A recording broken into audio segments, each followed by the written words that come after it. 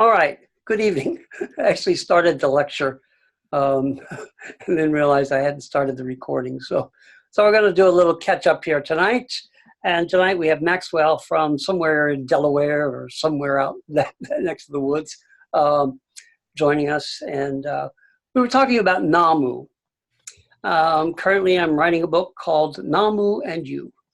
And I think this is very important. We say this phrase, Namu Myoho Renge Kyo, and when we speak it, and many times I suspect that we don't give any thought to what that means in our life. That Namu is not just a word that we say; it's an activity that we engage in. The word means honor, revere, respect, devote, all those kinds of things. So what do we devote our life to? What do we honor? What do we revere? What do we respect in our life? Well, as Buddhists, we try to encourage people to devote themselves to honor, revere, so on and so forth, the Myoho Renge Kyo, the Lotus Sutra, which I have a copy here, and Maxwell has a copy of the Reeves version, and so that's what we encourage us to devote to. But pardon me, Maxwell, I'm going to use you tonight. That's fine. Maxwell is a linguistics major, completing his PhD in linguistics. So his life is devoted in large part to language and to understanding language and all the aspects of language. And he can tell you more about language than you even knew was possible. And a musician, clarinet player, devoted to the clarinet. And he can tell you all kinds of things and analyze, but that's where his life is focused. A gangster, and I used this example earlier, a gangster devotes their lives to gangster stuff. Might be murder, extortion, robbery, drugs, who knows what. Musicians devote their lives to music. Scholars devote their lives to specialized areas of study. Doctors devote their lives to medicine and healing and curing. Nurses devote their lives to healing and curing and taking care of people. And Buddhists, well, we devote our lives to many different things. And not all the time is Buddhism our primary focus. And so we are like dual devoted. We might be Namu clarinet, Namu Myoho Renge Kyo. Ideally, our life becomes so immersed in Myoho Renge Kyo that there's no differentiation between normal or whatever our daily life is and Myoho Renge Kyo. But for most of us, we probably get angry at times. We probably become impatient at long lines. We probably become frustrated at high prices. Maybe we become angry at a partner or a good friend over something minor or big. We might become hurt, upset if we lose a job, or in Maxwell's case, I'm sure he's never gotten a bad grade, but if a bad grade were to occur, there might be some upsettedness in that. And so that's actually our manifestation. So we devote ourselves in one direction to Myoho Renge Kyo. Our life, however, doesn't always represent Myoho Renge Kyo. And that's telling us that our devotion to Myoho Renge Kyo is not as complete as it could be. It's one thing to know something. It's another thing to understand something. It's another thing to embrace something. It's another thing to manifest. So we can have all the theories and all the clever answers to all the difficult questions about concepts and teachings and ideas that are expressed in Buddhism. And that's good. It's, but if it never goes beyond that, if it's just an accumulation of information, then our Namu is maybe not where it could be. It maybe isn't doing us the greatest good. Each person has to decide that for themselves, of course. But when we turn that knowledge into understanding and gain a comprehension of the relationship of the knowledge to our actions, then our Namu is going a little bit deeper. It's gone to a new level. And every level where we're able to get deeper and deeper and less focused on information, the accumulation of information is probably the least important thing in Buddhism. It's not bad, but if that's as far as we go, well, that's as far as we've gone. And there's so much further we can go. In the when we do our service, we recite, and I have to turn around here because I haven't memorized if I'm performing a service, but if I'm just doing it cold, and I don't have it memorized. So in our service, we have a portion of the service called Verses for Opening the Sutra. And in it we say, just as perfume is caught by something put nearby, so shall we be richly benefited by this sutra, even when we are not aware of it being so benefited, because infinite merits are accumulated in this sutra.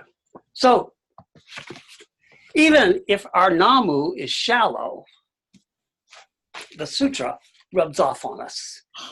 We get a little bit of the perfume of the Lotus Sutra. If, however, we allow ourselves to go deeper,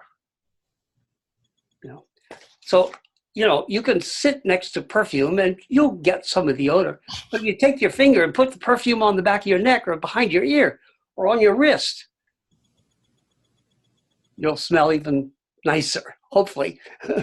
Now, when I was a teenager, I'd bathe in the perfume and it would overwhelm people because when you put perfume on, you quit smelling it after a while. You quit smelling it on yourself. Other people can still smell it. And so when we're practicing the Lotus Sutra, sometimes we can, two things.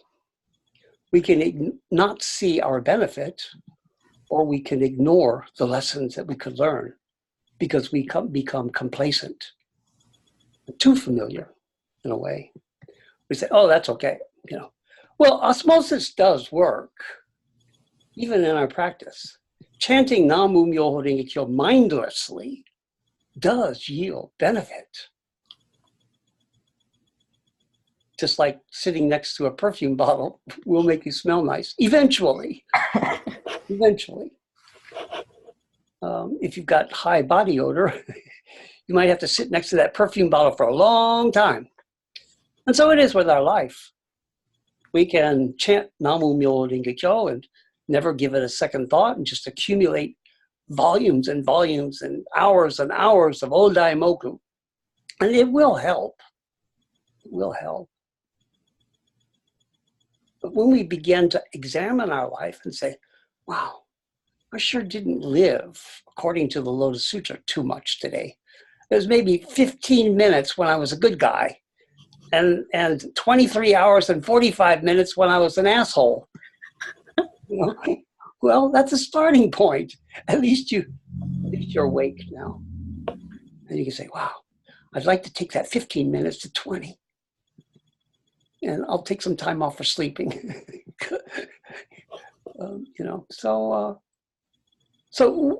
That begins to become our Namu, a reflection of our devotion to, our honoring, our revering, our respecting the teaching of the Lotus Sutra, manifesting in our attempt to harmonize our actions with what we say we believe.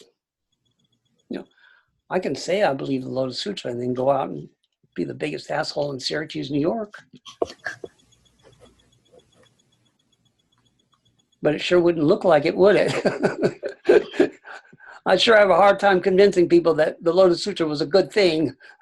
You know. So, what is your Namu? Where is your Namu? This gets into this whole thing. What I've been talking about is the oneness of subject and object. So you are the subject. Myoho Renge Kyo is the object. And when they become unified, truly unified, when your life is at the point of Myoho Renge Kyo, and this becomes a oneness of subject and object, oneness of self and teaching.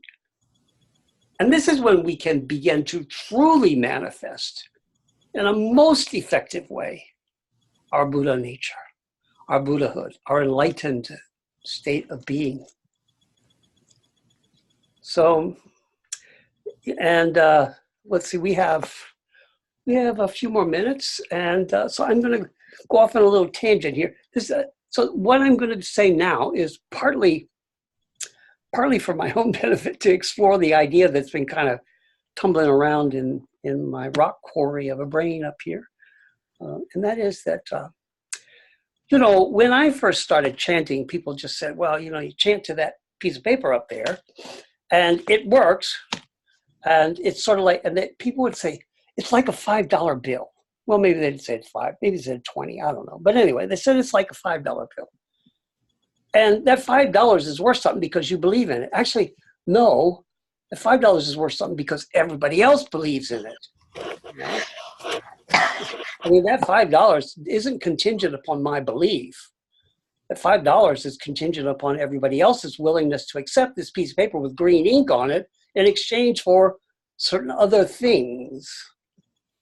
And this is kind of the same way in our practice. We believe, we have faith that this works, and everybody else also is unaware of the reality of the truth of the teaching, and yet there's a part of them that's just waiting to hear Myoho Renge Kyo. When the Buddha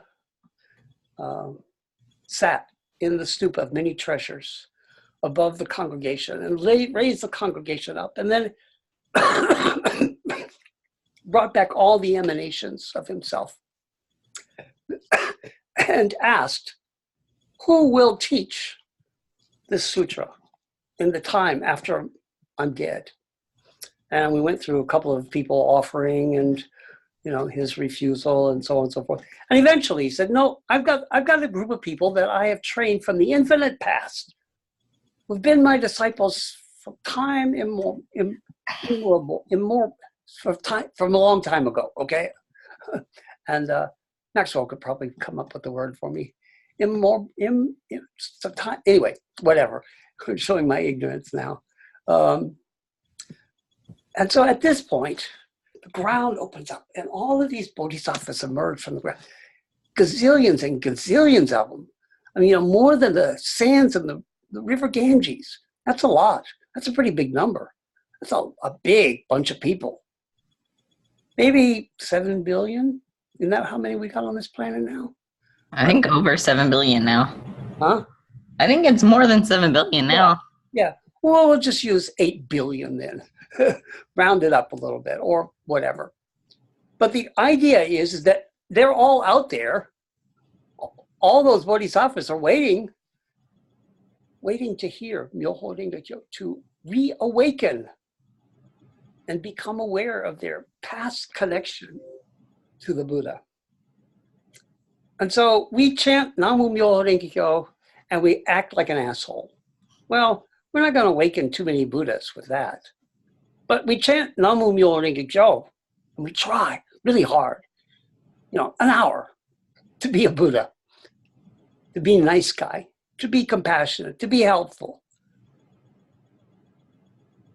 And that wakens that Buddha nature in those people who are witness and who are impacted by our life.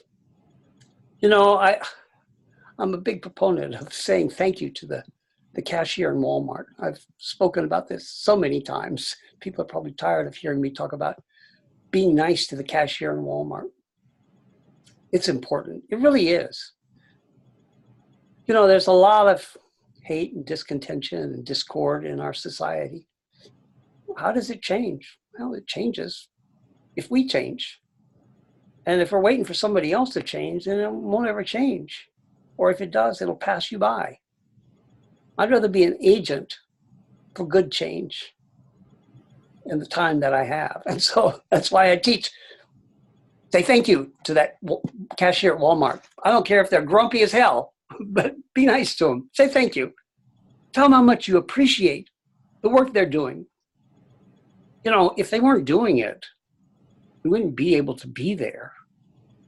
You know, all the people who stock the shelves, and maybe you don't like Walmart, maybe you prefer Costco or who knows what, you know, for people out on the West Coast, maybe you prefer your Fred Meyers. Everybody in Oregon and Washington has a Freddie that they go to. It's sort of like a cult thing. Anyway, so thank the person. You don't know them. You don't have to know them, but you're related to them. You're related to them because they have the same thing in you that you have in yourself, and that's Buddhahood. And connect with that Buddhahood. Will they know? Maybe not. Probably not. But for one moment, you can make their day nice. You can't erase all of their problems. You're not going to eliminate all their sufferings. But for one moment, something nice happens to them. And you know, that little thing, you know, it's like, I mean, our whole world exists because of a butterfly. Isn't that the going wisdom that just, you know, all weather is a result of one butterfly flapping their wings, and we're all just a figment of somebody's imagination, just wandering around. Okay, so whatever. But our one little thing can have a significant impact on our whole entire world. You know, Donald Trump is he's just one person. Look at the impact he's had. You know, I can't say it's favorable, but it certainly had an impact. There have been, you know, I mean, like, I liked John Kennedy. I was sad, you know, when he was shot.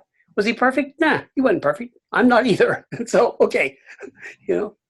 But, you know, he kind of rallied the country around at the time that we needed it. Obama, was he perfect? No, there's lots of things he did I didn't agree with. I thought he could have been better. You know, it's like, okay, like I couldn't have done any good either. He certainly did a good job. Just one person, you know, just one person. He, you know, what's his name? The guy who killed the 49 people at Pulse nightclub a couple of years ago in California, in Florida. Just one person. Just one person. So, one person's important. Maybe we won't make history, but we can certainly begin to make changes. So, when you awaken the Buddha in another person, when you can, so the other person, Buddha, inside is going, wow, you know, when you can do that, then more people start believing in kindness, gratitude, appreciation, all of those kinds of things that we say we're in favor of, but many times we don't practice them. But when you express gratitude to someone, it's easier for them to express gratitude to someone else. If you're hateful to a person, it makes it really hard for that other person to be grateful. And that snowballs, it just keeps going. You know, in the Lotus Sutra, they talk about the benefit of the 50th person removed. And the idea is that the first person who hears about the wonderful teaching of the Lotus Sutra gains tremendous benefit. And then they turn around and tell someone else. And that person gains tremendous benefit. And then that person turns around and says to somebody else. And that keeps going 50 times. The 50th person that hears this, so far removed from the original teaching, and yet the benefit that that 50th person receives is immeasurable. Well, think about that. If you give somebody a moment of joy, your life is replenished and theirs is nourished. And that's, I think, how we practice Namu. We devote ourselves to the Lotus Sutra. You know? So I don't know where I got off on the $5 comparison. Maxwell can say whether that worked or not and give me some feedback on it. And I'm sure people who watch the video later on will also give me some feedback. But anyway, it's part of my process of thinking out loud, writing out loud, seeing what works, seeing if I can pull it all together or not. All right. So that's pretty much, I could go off on other tangents and just talk ad nauseum, but I'd rather create some space for. So, do you have any questions? I have so many questions, but I'm a very curious person. Give me one.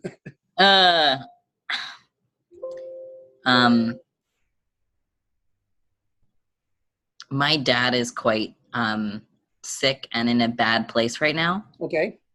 And I love him very much. Mm-hmm.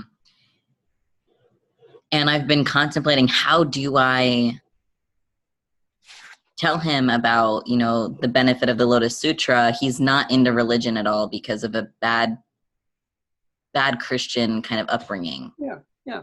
And I know that. And so I don't want him to feel that I'm pressuring. So I sent him a message and I said, I was reading the Lotus Sutra and, it says everybody's a Buddha. And I just want you to know that you're a Buddha just as you are. Oh, you're one of those obnoxious people. No, I'm just kidding. Is that obnoxious? When I hear it, yeah, it is. It's like, okay, I'm not going to tell you about religion, but I'm going to tell you how good this religion is. I know, and I don't want to be like that. I know. How do you tell someone of the greatness and the benefit without being obnoxious? So, sort of my philosophy of my temple, and what I tell people is, coming from the Soka Gakkai, they're all about propagation. Propagate. Well, that sort of doesn't make sense. It's illogical. First off, if we really believe that, and not just say it, but if we really believe that everybody is a Buddha, well, there's nothing to convert. There's nothing to propagate. They're already what they need to be. So your father, he's already a Buddha. Love him. Cherish him. Don't preach to him. Just live a good life. Live as a good son, sharing your joy. You can say things like, I listened to this old fart teaching me about Buddhism, and I just had such a good time, or I had a terrible time, and I want to cry on your shoulder, Dad. This guy was a jerk and he made me sad, or this guy was hilarious, or whatever, and let him ask. Oh, yeah? Well, tell me, Maxwell, what did he say that was so upsetting?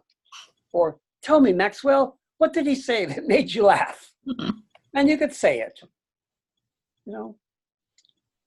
He doesn't need to ask you.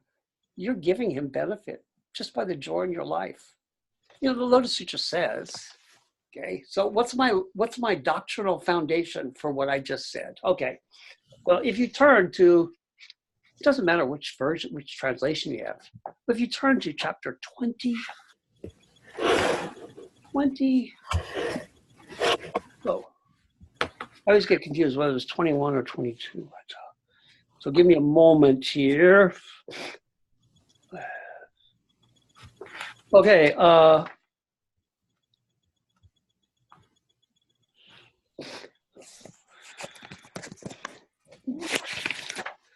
All right. Oh, I'm sorry. It's 22, chapter 22. So I'll give you a moment to get to chapter 22 in the Reed's book.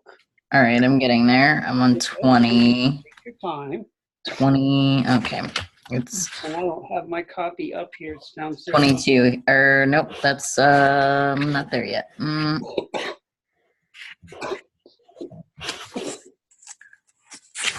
All right, here we go. Okay. Chapter 22. And I don't know, again, I don't have the Reed's version up here with me, so I can't tell you the words, but about, in the Murano book, it's like 1, 2, 3, the big paragraph, fourth Okay. the first large paragraph, okay? Okay. Towards the end of that paragraph, it will say something like this. When you see anyone who does not receive this sutra by faith, you should show him some other profound teaching of mine.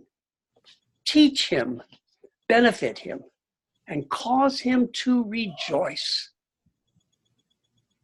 When you do all of this, you will be able to repay the favors given to you by the Buddha. The Buddha doesn't tell us that we have to convert everybody to the Lotus Sutra. Step by step, little by little. Awaken within joy.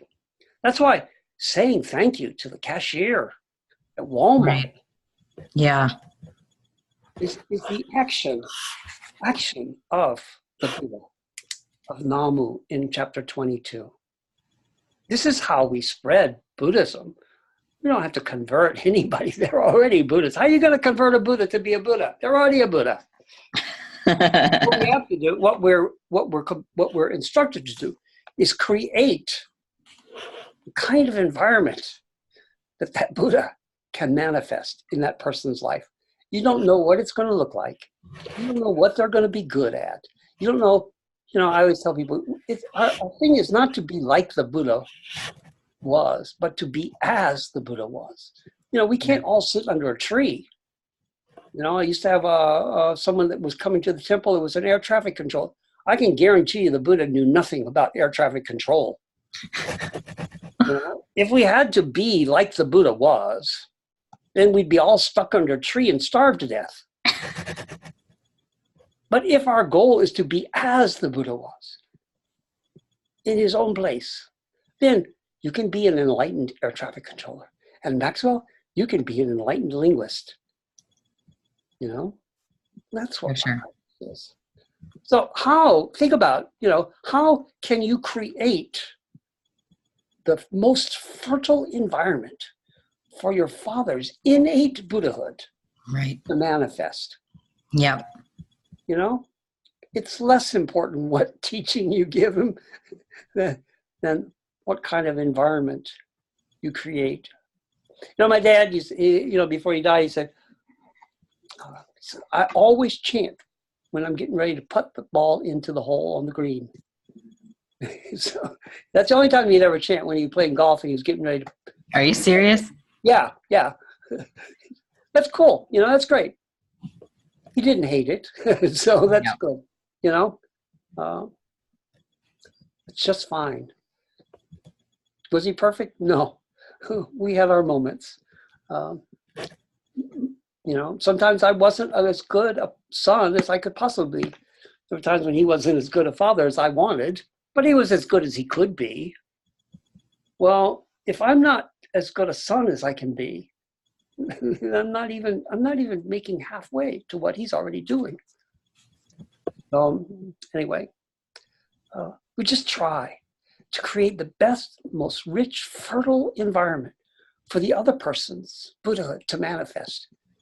Whether they call it Christianity or Jehovah's Witness or Seventh-day Adventist or Pentecostal or Amish or whatever, it doesn't matter. Names. There's truths and everything. No, my preference is that everybody would claim Buddhism and the Lotus Sutra. But let's face it, that's not only unrealistic, but it's unfair. It's unfair. because that means everybody has to meet my standards of expectation. And who am I? I'm just one old fart. Why do I get to decide what should be right? So, yeah, if I can visit with a prisoner in prison and have them reflect on their crime and look deeply into their life and about how their life could be different next time something like that happened. It doesn't matter if they claim they're Buddhist or not. They're wanting to make a change. Now, if I went in there and said, "Oh, you got to be a Buddhist," oh yeah, sure, some fanatics would join, but it's like, I don't want fanatics because I can't handle them. That's too high pressure, too much stress. Because they're always checking. Did you do this right? Did you do that right? Oh, you didn't do it that way. It's like, I don't need that. I'm not perfect. I don't want perfect people around me. I can relate to imperfect people, but most of us can't relate to perfect people. So if we're acting like a saint, I mean, your father knows you're not. Your father knows all your weaknesses. Oh, for sure. And he knows when you love him and when you don't. So give him that love, unconditional, without, it's like we give dana in Buddhism. We teach dana. I don't know, in the Gakkai, they may have not said anything about dana. I mean, they talk about gokuyo and donations and buying extra magazines and newspapers. But dana, the first of the paramitas, the first of the perfections, is to give without expectation of benefit or reward. When we can give our life joyfully, without an expectation that someone will be eternally grateful for our simple kindness, and then we can approach a purity of sharing our life with someone else. Most of the time, though, people expect something. I used to do this little thing. Some people already know about this. I used to do this little thing when I worked for downtown and for Bank of America for a number of years. I would go downstairs every so often. I'd just take a break from my cubicle, go downstairs, and I'd just stand at the door and hold the door open for people. And the activity for me was to see how long I could stand there and hold the door without people saying thank you and not become angry, not become resentful because someone didn't say thank you for something that they didn't even ask for. Mm. That's a great. And I'm weak, 15, 20 minutes. And then I'd start, in my head, I'd start saying, "You didn't say thank you. What's the matter with you?" And grateful. It's like, you see the perversion of that. It's like, so I do these crazy things to test myself and to see if it makes sense. And when we can give, if you say thank you to that cashier at Walmart and she's grumpy or he's grumpy, it's like, okay, thank you. Maybe it's just too hard right now. And me saying thank you, I don't deserve anything from them. They're already giving me something. They're giving their life to me to ring up my purchases at a store I don't like. So why should I expect them to say to give me anything just because I said thank you?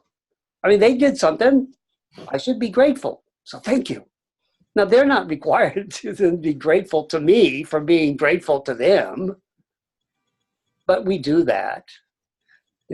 It's like people say, "Well, I'm not going to give money to that beggar because they're going to go buy booze or drugs or whatever." No, the truth is you just don't want to give money to somebody who's needing it. You want to put conditions and strings. And we do that in our faith too. We're nice to people if they accept our religion. And see, that's really perverted.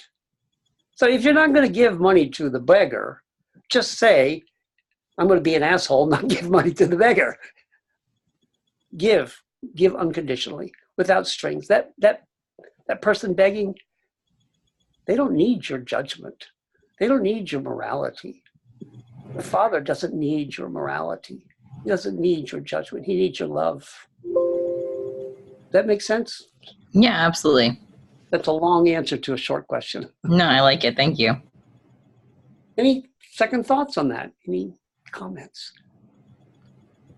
I think that's something that I would like to work on in my life, because I know subconsciously I'm a very giving person, and sometimes too much, like I give too much of myself to the point where it's not very healthy. But I know that sometimes when I give, I do. And I know. Oh yeah. Yeah. When I give, sometimes I have this expectation of like, oh, somebody's going to be grateful or say thank you to me or whatever. And it's like, I could do without that. Yeah, it's hard, isn't it? Yeah. It's hard, sometimes it takes a lot of effort to say thank you to somebody. And sometimes we feel that we made such a tremendous effort that there ought to be some recognition for that effort.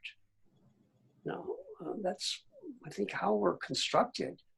And what Buddhism is saying in the Dharma, in the first paramita, is you can do that. It's like we say, okay, you can make a donation to the temple and you can take that off your taxes. Nothing wrong with that whatsoever. But that's not dana. Because there's an expectation that you will receive something for your donation. Right. Even if it's a tax break. So it's not that it's wrong. It's just that that's not where, as Buddhists, we're striving to be. Now, I know I fall way short of that. And sometimes, I try to make up for it. I give the guy over off the freeway over by the Burger King, I'll stop by Burger King and buy a couple of chocolate chip cookies and just pass them out to him as I'm driving by. It's like, I don't expect his gratitude. I just would like for one moment somebody just be nice to him, And if I've got $5, I'll give him that as well. And I don't care what he does with it because he needs it. Right. It's like, it's his life. Right. I tell you what, being a panhandler, being a beggar on the side of the road, that's hard work. I mean, corporate COs are bigger beggars with less effort, wanting all these benefits and everything. That guy standing on the side of the road, I tell you what, he works hard for whatever money he gets. And if he wants to go drink at the end of the night, if I were in his shoes, I might want to as well. So I've got no place to judge. Except that I don't think I could do it. Honestly, I don't think I have what it takes to stand up there on the side of the road and have people ridicule you and hate you for nothing. So anyway, I'm sorry. Did that come close to answering your question? Yeah, it definitely did. And I appreciate your insights a lot. Well, thank you. So let's see. We have a few minutes left before I wrap it up. So I'm going to end the recording now, and then you and I can hang out for a little bit and chant some more daimyo. So let us close by chanting together 3 times. Okay. Namu Myoho-renge-kyo. Okay. Namu Myoho-renge-kyo.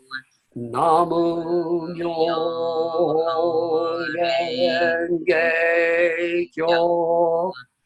Namu Myoho-renge-kyo. Thank you very much. Thanks for watching the video, and I hope you got something out of it.